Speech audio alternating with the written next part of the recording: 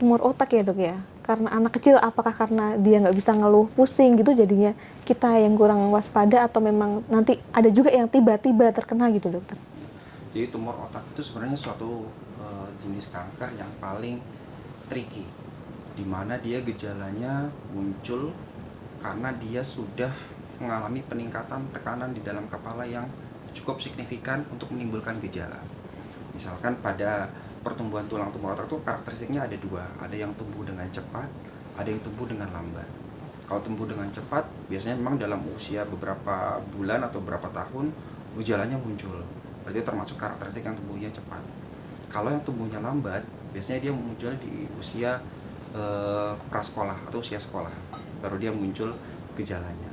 Nah, pada kasus yang tadi disebutkan, itu mungkin termasuk tipe tumor yang tumbuhnya cepat.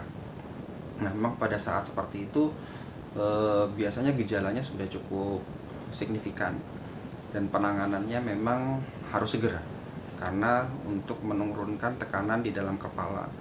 Karena sebenarnya tumor itu seharusnya tidak ada di sana. Ketika dia tumbuh dan berkembang, maka dia akan mendesak jaringan sehat di sekitarnya. Nah, itu yang menimbulkan gejala-gejala tadi seperti kejang, penurunan kesadaran, dan lain sebagainya. Saya kurang tahu waktu itu penanganannya seperti apa, tapi idealnya kita dengan gejala seperti itu memang dibuka kepalanya, diturunkan tekanannya, bisa dengan pemasangan selang untuk dekompresi namanya, atau dengan langsung diambil sedikit jaringannya. Untuk tata laksananya itu multimodalitas, dengan operasi yang paling utama, kemudian dengan kemoterapi untuk mengecilkan ukuran tumornya dan untuk membersihkan tumor yang sudah nyebar. Yang ketiga dengan penyinaran, itu untuk memaksimalkan reduksi atau pengurangan ukuran dari tumornya.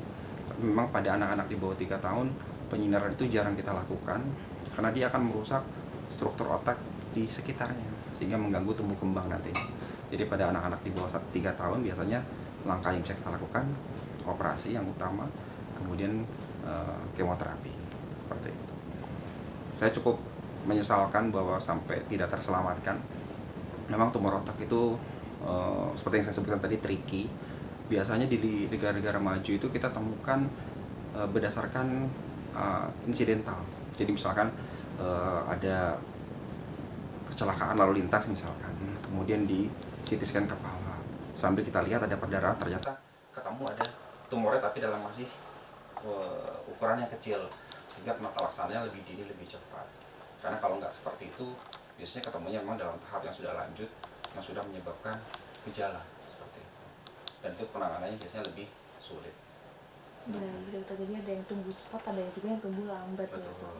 Download Tribun X sekarang, menghadirkan lokal menjadi Indonesia.